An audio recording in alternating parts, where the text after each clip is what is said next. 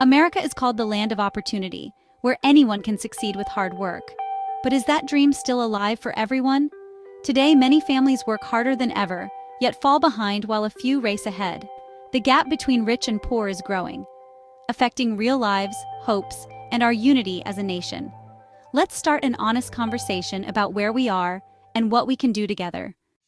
What is wealth? It's more than income. Income is your paycheck, what you use to pay bills and buy groceries. But wealth is everything you own, minus what you owe, your savings, home, and investments. Imagine all the wealth in America as a pie. The richest 1% get nearly a third, while most families share just a few slices. This gap keeps growing, shaping two very different Americas. To understand where we are today, we have to look back at where we've been. The Gilded Age saw booming industries and fortunes for a few, but deep inequality for most. Most Americans worked long hours for little pay, while a small elite lived in luxury. Then came the crash of 1929 and the Great Depression. Millions lost jobs and homes. Out of this crisis, Americans demanded change, leading to the New Deal and a new vision for the nation.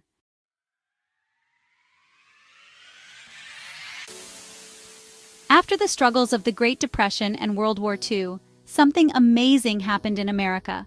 For about 30 years, from the late 1940s to the 1970s, the country experienced a period of shared prosperity. This was the era that built the great American middle class. For the first time in our history, economic growth wasn't just going to the top, it was lifting up almost everyone. As the country got richer, all workers, from the CEO in the corner office to the janitor cleaning the floors, saw their incomes rise at about the same rate. This was a remarkable achievement. How did this happen? It was a combination of things. Strong unions fought for better wages, benefits, and working conditions for their members. The government made historic investments in education through things like the GI Bill, which helped millions of veterans go to college and buy homes. We built a national highway system, which created jobs and connected markets. Taxes on the wealthiest Americans and big corporations were much higher than they are today, and that money was used to invest in the country and its people. It was a time when we believed that we were all in it together.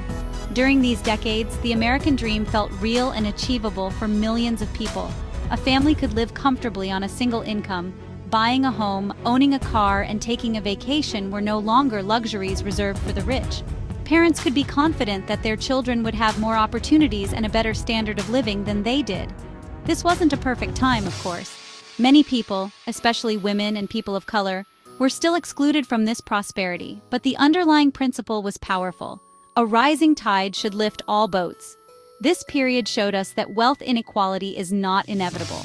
It proved that we can build an economy that is both dynamic and fair. We created a system where hard work paid off for the many, not just the few. The middle class became the engine of our economy and the heart of our society. This is the America that many of us remember, or have heard stories about. It's the benchmark against which we now measure the deep and growing inequalities of today. It's a reminder of what is possible when we make the right choices as a nation. In the late 1970s and early 1980s, the era of shared prosperity began to unravel. The economy kept growing, but most of the rewards went to the top, while wages for most stayed flat. Deliberate policy choices shifted the focus to short-term profits and tax cuts for the wealthy. For many, the American middle-class dream began to crack under the strain. As the 21st century began, the gap between the ultra-wealthy and everyone else grew into a chasm. Technology and finance created new billionaires, while millions faced economic insecurity and stagnant wages.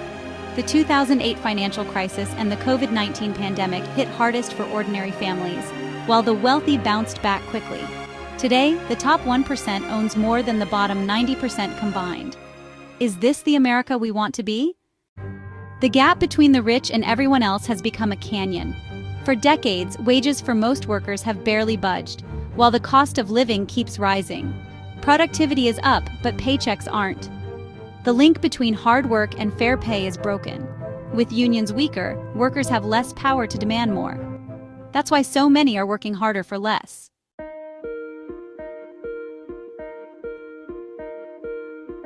Another huge reason for the growing gap is the way work itself has changed.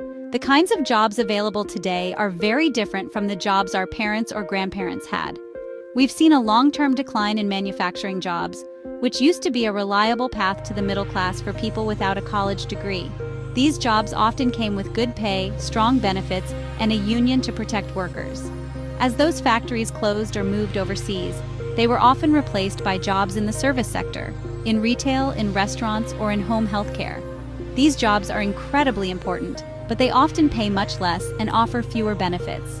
This shift has created what some people call a hollowed-out job market. On one end, you have a growing number of high-skill, high-wage jobs for people like software engineers, doctors, and financial managers. These jobs require advanced education and specialized skills. On the other end, you have a huge number of low-skill, low-wage jobs. What's missing is the middle. The stable, middle-wage jobs that used to form the backbone of our economy are disappearing. This makes it much harder for people to climb the economic ladder. You are either at the top or struggling near the bottom, with less and less in between. Technology and globalization have played a big part in this story. Technology has created amazing new industries and incredible wealth, but it has also automated away many routine jobs that used to pay a decent wage. Globalization has connected us to the world, but it has also meant that American workers are competing with lower-paid workers in other countries. These forces have been fantastic for corporations, allowing them to produce goods more cheaply and increase their profits. But for many American workers, the result has been job insecurity and downward pressure on their wages. On top of all this, the nature of employment has changed. We're seeing a rise in the gig economy and contract work.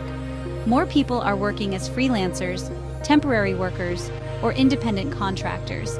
While this offers flexibility for some, for many others it means a lack of stability. These jobs often don't come with health insurance, paid sick leave, or a retirement plan. You don't have the protections of a traditional employee. This shifts all the risk from the company onto the individual worker, making it incredibly difficult to build any kind of long-term financial security or wealth. Taxes shape our economy and who benefits. For decades, the wealthy paid more, funding schools, roads, and the middle class. But now, tax cuts and loopholes favor the richest, letting billionaires pay less than teachers. This shift fuels inequality, leaving less for public needs while wealth pools at the top. Education and inherited wealth are two powerful forces that keep the gap wide from one generation to the next. The quality of a child's education often depends on their parents' wealth and zip code. Inherited wealth gives some kids a huge head start, while others are left behind. In America, it's not just what you know, but who your parents are that shapes your future. The wealth gap in America isn't just numbers. It shapes our health and lives every day. Wealthier people live longer, healthier lives, while millions struggle with stress and poor health. Where you live, what you eat, even your children's future, are all shaped by inequality. Our nation's well-being depends on caring for our most vulnerable. For generations, owning a home has been the cornerstone of the American dream, a symbol of stability and a way to build wealth. But today, rising home prices and stagnant wages are pushing this dream out of reach for millions. Many struggle just to pay rent, let alone save for retirement. More Americans are working into old age not by choice but by necessity. The promise of a secure retirement is slipping away for millions.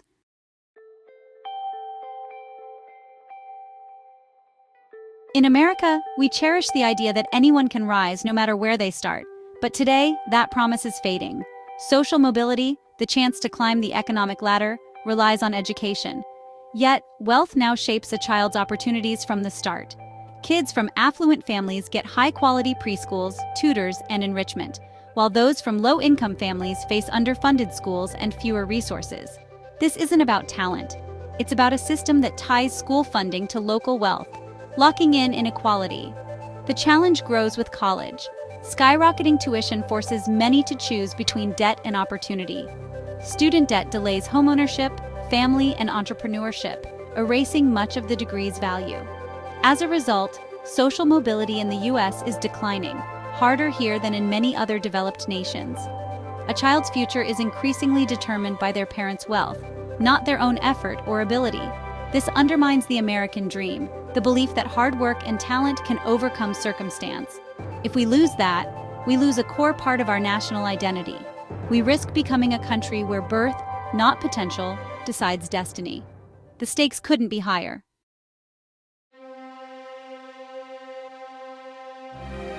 Extreme wealth gaps don't just hurt individuals, they fracture our society. Inequality breeds division, erodes trust, and fuels instability. When people believe the system is rigged, faith in democracy and community crumbles. Concentrated wealth turns into political power, drowning out the voices of ordinary citizens. This undermines one person, one vote, and leaves many feeling powerless. Our economy suffers too. A strong middle class drives growth, but when wealth pools at the top, spending and opportunity dry up. Deep divides weaken our ability to tackle big challenges, like climate change or public health, because we no longer feel united. We can't solve problems together if we're living in separate worlds. Rebuilding a sense of shared purpose is essential. This isn't about punishing success, it's about ensuring everyone has a fair shot. A more equal society is a stronger, healthier, and more resilient one. That's the future we should strive for.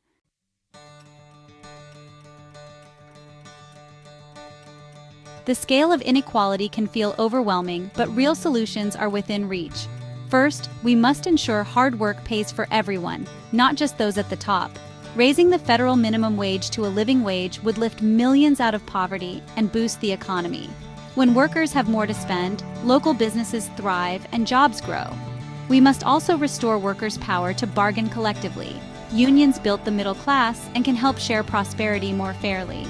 Fair pay means closing gender and racial wage gaps and expanding programs like the Earned Income Tax Credit to support working families. These aren't radical ideas, they're common sense. If you work hard, you should be able to support your family and build a better life. It's time to tip the scales back toward working people. Together, we can restore the basic American promise. Action starts now. Let's make work pay for everyone.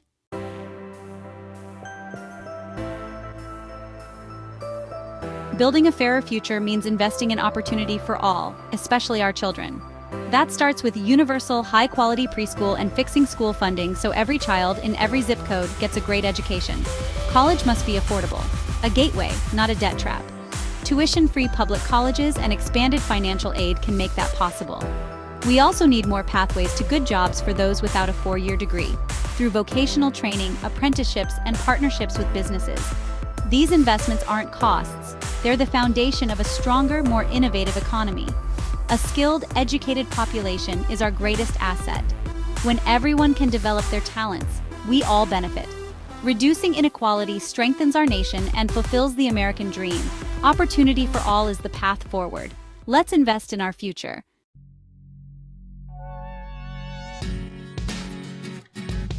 To build a fairer economy, we must rewrite the rules that favor the wealthy and powerful. Our tax code should be fair, asking the richest individuals and corporations to pay their share, closing loopholes and taxing wealth like work. This isn't about punishing success, but about responsibility and fairness. Fair taxes fund education, healthcare, and infrastructure, investments that benefit everyone. We must also reform Wall Street and corporate rules to encourage long-term investment in workers and communities, not just short-term profits.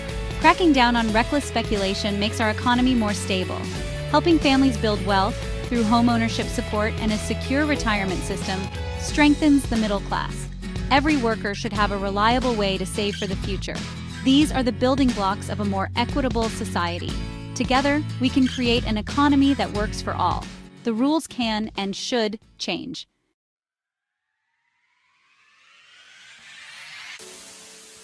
So what now? Change won't happen on its own. It starts with us. Your voice matters. Start conversations about fairness and opportunity with your family and community. Ask questions at town halls.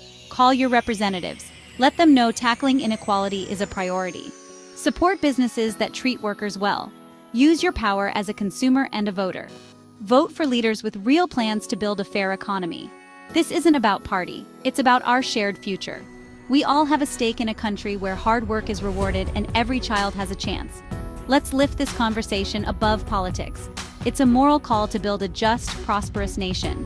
The story of America is one of struggle and progress, of ordinary people driving extraordinary change. The path ahead won't be easy, but it's possible.